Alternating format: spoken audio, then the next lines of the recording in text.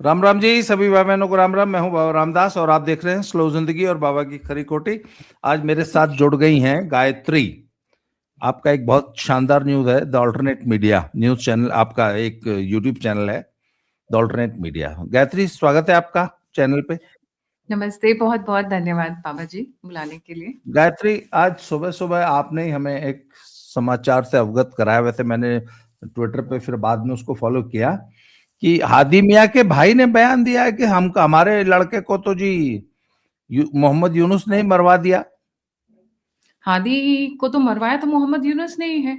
मोहम्मद यूनुस या यूनुस कहूँ तो सठिया गए हैं, उम्र दराज हो गए हैं। उनको लग रहा है बांग्लादेश के वो लीडर बन के रहेंगे। पहले शेख हसीना को निकलाया 5 अगस्त को, फिर उनको लगा कि अब खालिदा जिया तो आएंगे नहीं लंदन से, वो तो बीमार है। तारिक रहमान आना चाहते हैं। अगर देखा जाए बांग्लादेश में मेजर पार्टीज बीएनपी, अवामी लीग, नेशनल सिटीजन्स पार्टी, जमायत यही है। शेख हसीना बाहर, अवामी को ठंडा किया हुआ है। अब उनको लगा बीएनपी आके कब्जा ना कर ले। तारिक रहमान आने वाले हैं। 26 दिसंबर की बात चल रही थी उनके बांग्लादेश आने की। तो उनको भी बाहर करने के लिए सिचुएशन ऐसी कर दो कि कंट्रोल के बाहर हो जाए, तो फिर होगा क्या? तो सबसे बढ़िया क्या है, एक बलि का बकरा ढूंढा जाता है। पहले तो ग्रेटर बांग्लादेश का मैप बनाता है, उसको 40 लाख बांग्लादेशी टका, और ये भारत का इंटेलिजेंस नहीं बोल रहे क्योंकि भारत के इंटेलिजेंस पे लोगों को शक होगा। ये चाइनीज इंटेलिजेंस बताती है कि 40 लाख बांग्लादेशी टका मोहम्मद ये हादी के किलर्स को दिए गए, और उस बंदे ने जाकर उसको ठोक दिया। ठुकवाया किसने? यूनुस ने। मर गया वो बंदा। फिर उस पे भुनाई जा रही हैं सियासती रोटियां। मरे हुए बंदे को सिंगापुर लेकर जाते हैं जिससे बीच में टाइम बाय कर सके। 5 अगस्त की भारत के लिए बहुत अहमियत है, और सभी को पता है 5 अगस्त को हम लोग वेट करते हैं कि कुछ इंपॉर्टेंट होगा। वो अलग बात है, इस बार शेख हसीना का हमें न्यूज गलत मिली। फिर वापस लाया जाता है, वेट किया जाता है कि किसी तरीके से 16 दिसंबर हो जाए, जिस दिन इनको हमने आजादी दिलवाई थी। 3,000 जवान हमारे मारे गए थे। 25 पैसे का लगता था टिकट। 50 पैसे का टिकट टिकट इलीट आइटम्स के ऊपर, लग्जरी आइटम्स के ऊपर, कि पैसे इकट्ठे करके इन नमक हरामों को इनकी गरीबी में मदद की जाए। 3,000 जवान हमारे खराब थे क्या? और फिर ये क्या करते हैं, हादी की उसको मौत को जो इन्होंने खुद क्रिएट की, कि बांग्ला तो ठीक है, नया नया निकल रहा था लड़का, उसको मरवा दिया। अब उसके नाम पर ये जैसे तीतू मीर के नाम पे इन्होंने बहुत एक पॉलिटिकल रेवोल्यूशन लाने की कोशिश की थी, वैसे हादी के नाम पे लाने की कोशिश कर रहे हैं। अब जब न्यूज निकल कर आ रही है, अब इनकी बहन को भी पीछे पिछवाड़े में ले जाकर बंद कर दिया है घर के अंदर, क्योंकि उनकी बहन बहुत उल्टे सीधे बयान दे रही थी। भाई ने आकर बयान दिया है कि यूनुस ने मरवाया है अपनी पॉलिटिकल रोटियां सेकने के लिए। अब बातें निकल कर बाहर आ रही हैं। बहन को लगा कि भाई ये तो पासा उल्टा पड़ गया, तो अब वो बुर्का, वैसी आजादी तो मिली नहीं आज तक बुर्के से। उनको आजादी चाहिए थी भारत से। अरे पहले ही तुम आजाद हो चुके हो, हम क्या आजादी देंगे? तो अब हादी मियाँ के जो भाई हैं, अब वो आकर सामने कह रहे हैं कि मेरे भाई को तो यूनुस ने मरवाया क्योंकि ये इलेक्शंस नहीं होने देना चाहते, विच इज हम सबको पता था वो इलेक्शन नहीं होने देगा बंदा जी। नहीं, एक तो ना आज मैं सुबह ब्रह्मचेलानी साहब का एक वो उनकी उनका उनको मैं फॉलो करता हूँ। उन्होंने कहा कि सबसे पहले तो इनको लड़के बोलना बंद कर दो। They are not students, cannot they are student not terrorist. Student leader. ये जो हादी है, इसकी उम्र 42 साल थी and he is a lecturer. Gen Z. ये ब्रह्मचेलानी साहब का आप हैंडल फॉलो करिए, ये आज उन्होंने बताया। इसके अलावा एक और जिसपे हमला हुआ है, जो बच गया है, जो अस्पताल में है अभी, उसको स्कल कैसे छू के गोली निकल गई। He is said to be another student. No, he is not a student. उसकी भी उम्र, ही इज इन 40s। तो एक तो ना ये पूरी दुनिया में एक भ्रम क्रिएट किया जा रहा है कि ये जेन जी की जो है रेवोल्यूशन थी और जेन जी ने सड़कों पे उतर के ये क्रांति की। ऐसा कुछ नहीं है। जेन जी बेचारों बच्चों के कंधे पे बंदूक रख के ये बुढ़े, ये अधेड़ अपनी रोटियां सेक रहे हैं, पहली बात। नंबर दो, ये 8 जो बड़े लीडर्स हैं इनके, जो सो कॉल्ड स्टूडेंट लीडर हैं, none of them is a student. वो जैसे हमारे यहाँ जेएनयू में सारे बुढ़े बुढ़े पढ़े हुए हैं ना, पर वो कम से कम यूनिवर्सिटी के स्टूडेंट तो हैं।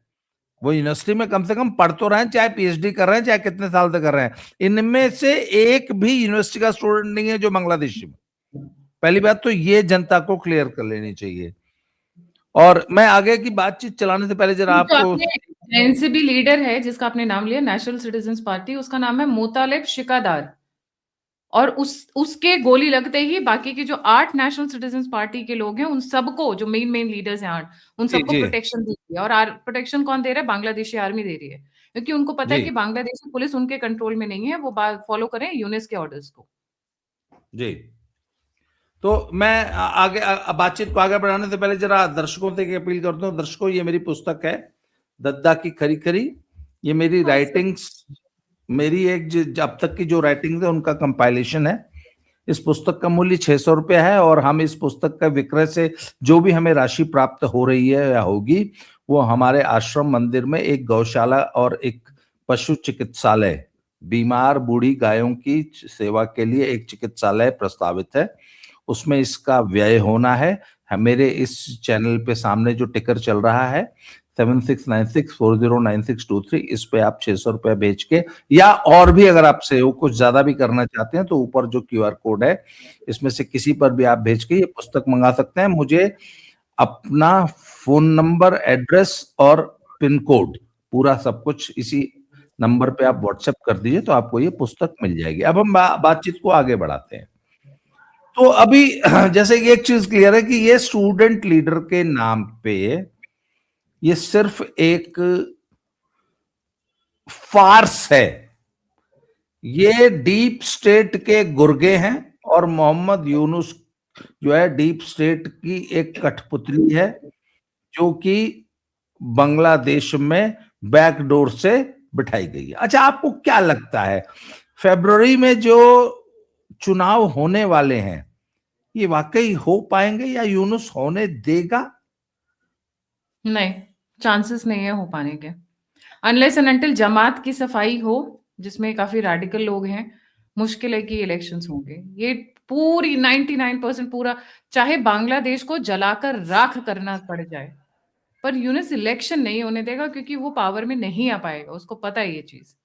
इसीलिए तारिक रहमान ना आए यहाँ पर भारत के अगेंस्ट में, एंटी इंडिया। अच्छा, आपने कल अगर पार्लियामेंट, कल या परसों पार्लियामेंट की प्रोसीडिंग्स में ओवैसी ने एक बड़ी इंपॉर्टेंट बात बोली, आकर आपने ध्यान दिया होगा तो, $100 मिलियन भारत से एड जाता है बांग्लादेश को, और भिखमंगा यूनिस फिर कटोरा लेकर आ गया है कि भैया हमें 100 टन शायद चावल दे दीजिए, हमारे यहाँ भूखमरी है। मैं आज शायद अपनी जबान को लगाम नहीं दूंगी। सालों पहले तो तुम लोग यहाँ पे लोगों को मारते हो, भारत के अगेंस्ट में इंसाइट करते हो, हिंदुओं को तंग करते हो, जला देते हो, उसके बाद तुम भिखारी की तरह पैसे मांगने भी आ जाते हो, और फिर खाना मांगने भी आ जाते हो। इससे बड़ी नमक हराम कौम कौन सी हो सकती है? दुनिया में नहीं होगी इससे बड़ी नमक हराम कौम। पैसे मांगे, नहीं कल चावल मांगे हैं भारत सरकार से यूनिस ने। एक तरफ तुम गायत्री दास को जी, जला रहे हो, हिंदुओं को धमका रहे हो, भारत को धमका रहे हो, त्रिपुरा में धमकी देने की कोशिश करते हो, या बोलते हो हम वॉक इन कर लेंगे, उसके बाद चावल भी मांगने आ रहे हो। वाह, क्या बात है। मैं आपको अंदर की बात बताता हूं। मेरा एक भतीजा है जो कि कोलकाता में रहता है, और उनके ट्रक्स चलते हैं, और वो एसेंशियल गुड्स बंगाल से लाद के वो ढाका सप्लाई करते हैं। उनका काम ही है। वो और किसी रूट पे चलते ही नहीं, वो सिर्फ उसी एक कुछ लोग हैं जो उसी रूट पे चलते हैं। वो कहते जी औसतन 600 ट्रक माल रोज हमारे वेस्ट बंगाल से ढाका पहुंचता। तो मैंने उससे पूछा कि, मैंने कहा एक बात बताओ यार, अभी तो धान की क्रॉप आई है, वो उस एरिया में बड़ी मशीनीकरण नहीं है, इसलिए मैनुअल सारा क्रॉप मैनेजमेंट होता है। हमारे इवन यूपी बिहार में भी अभी तक बंगाल में मैनुअल होता है। धान काट के फिर उनको हाथ से पीट के धूप में सुखा के छत पे, फिर छोटे छोटे थ्रेशर्स आते हैं गांव में, वो थ्रेशिंग करते हैं। तो मैंने कहा यार ये तो क्रॉप का सीजन है, धान पूरा कट के पिट के किसान के घर में आ चुका है, तब चावल की किल्लत क्यों हुई? तो उसने बताया कि चाचा, Bangladesh is preparing for a civil war. Bangladesh की जनता एक बात समझ चुकी है कि अब इस देश में अशांति होनी है, इसलिए किसानों ने अपना पूरा धान होल्ड कर लिया। किसानों ने पूरी फसल दबा ली। वो क्रॉप, अच्छा, उनको एक और अंदेशा है कि आने वाले समय में धान बहुत ज्यादा महंगा होगा। अगर चावल 100 रुपए किलो भी बिक जाए तो कोई बड़ा आश्चर्य नहीं होगा। इसलिए बांग्लादेश के किसानों ने अपनी धान की फसल दबा ली है और शहरों में बड़ी जबरदस्त किल्लत हो गई। अच्छी बात है। वैसे भी ये सारे जमात वाले या फिर ये एनसीपी वाले सारे शहरों में ही है, और जो अच्छा, एंटी इंडिया मूवमेंट जो लोग चला रहे हैं वो भी ज्यादातर suburbs, maximum cities in suburbs, और ढाका के बाहर तो प्रेजेंस ही नहीं है इन लोगों का। अच्छा, उतनी सी बात नहीं है, उतनी सी बात नहीं है। प्याज 150 रुपए टका प्रति केजी बिक रहा है, 150। मैं आज का रेट बता रहा हूं आपको। और each and every commodity is in shortage. अच्छी बात है, फिर लड़ाई करने की जरूरत ही क्या है? भूखों मरे, हमारे लिए तो और अच्छा है। और उधर अच्छा, से नहीं, पानी पहले ही अब बढ़ रहा है अब अरेबियन अब सी से, अब बंगाल अब से, सॉरी। गायत्री जी, इसी में एक पेंच है। वो ये कहते हैं कि साहब बिजली हमारे यहां से जानी है, यहां तक कि डीजल पेट्रोल की सप्लाई हमारे यहां से होनी है, अनाज पूरा हमारे यहां से जाना है, टेक्सटाइल इंडस्ट्री का 90% रॉ मटेरियल हमारे यहां से जाना है। प्याज आलू से लेके हर चीज, लहसुन लहसुन की बड़ी खपत है वहां पे, वो हमारे यहां से जानी है। इसके बावजूद तुम इंडिया से एंटी इंडिया, एंटी हिंदू तुम्हारा स्टैंड है। तो बात यह कि मोदी सरकार, वाई आर दे, अभी भी ये क्यों ये सारी सप्लाई, आज मैं बता रहा हूं, आज 600 ट्रक गए हैं। जब ये सुबह न्यूज आई ना शॉर्टेज है, तो मैंने अपने भतीजे को फोन किया, मैंने कहा तुम लोग कहाँ हो? बोला हम लोग ढाका की तरफ जा रहे हैं। मैंने कहा अभी भी सप्लाई चालू है क्या? बोले हाँ चाचा, बॉर्डर पे ना सब एक लाइन लगती है, तो वहां डेली एंट्री होती है, कितने ट्रक का है? कहते एवरेज इज 600। कहते हाँ आज भी 600 ट्रक जाएगा। तो ये भारत सरकार की, ठीक है, फॉरेन पॉलिसी के और बहुत सारे एंगल्स होते हैं। नहीं, इसके पीछे बहुत एक लॉजिकल एंगल लगता है मुझे, जो मैं उनकी प्रवक्ता नहीं हूँ, बट मुझे जो मैं यहाँ से बैठ के जो मैं देख सकती हूँ, समझ सकती हूँ, ये जैसे भूखे नंगे होंगे। देखिए, हमारा जो पाकिस्तान के साथ बॉर्डर है वो हमारा काफी हद तक कंट्रोल और सिक्योर्ड है, क्योंकि हमारा हमेशा ध्यान पाकिस्तान की तरफ है। जो सबसे बड़ा ब्लाइंड स्पॉट था, बहुत लोग डिसएग्री करते हैं, वो था बांग्लादेश। और बांग्लादेश का जो हमारा बॉर्डर है वो पोरस है। अभी आज की ही न्यूज है, अगर आप खोल के देखेंगे बाबा जी, ऐसी गलियों से है हमारा बॉर्डर जहां पे एक तरफ बांग्लादेश है और एक तरफ पाकिस्तान, एक तरफ भारत की घर है। आपने पिछले साल देखा होगा, टीएमसी के एक सेकंड या थर्ड ग्रेड नेता जो थे, उनके घर के नीचे से सुरंग निकलती थी और वो जाके बांग्लादेश में खुलती थी, और वहां से वो सोने की तस्करी करता था वो बंदा, राइट? तो वहां से जो बॉर्डर इतना पोरस है, जैसे ही वहां पे ज्यादा टर्मोइल होगा, स्पिल ओवर भारत की तरफ होगा। और ये पूरा बॉर्डर आप पूरा जो घूम कर आप देखते हैं, चाहे वेस्ट बंगाल की साइड 1500 पे हो, असम किलोमीटर की, लंबा है जी, बहुत ही 1500 kilometre. 1500, I think we have the longest जो बॉर्डर है हमारा, वो बांग्लादेश के साथ ही है। उनको हमने जी 3 तरफ से घेर रखा है। जैसे ही जी। वहां कुछ होगा, जो सबसे बड़ा इम्पैक्ट आएगा वो है इनका भागना। और भागेंगे कहाँ? बे ऑफ बंगाल में जाके थोड़ी ना कूद जाएंगे, वहां से भी निकलने की कोशिश करते हैं। अभी 4 दिन पहले 2 शिप्स को वापस लौटाया है। 2 शिप्स के अंदर कम से कम हर शिप में 35-40 लोग थे, नो महिला, नो औरत, ओनली द मेन। फिर उनको नेवी वालों ने वहां से वापस भेजा है। सबसे पहले ये इधर भागेंगे। मरो, लड़ो, कटो, खून खराबा करो, एक दूसरे का गला दबा दो, पर अपने देश में रहो। हमारे देश की तरफ आने की जरूरत नहीं है।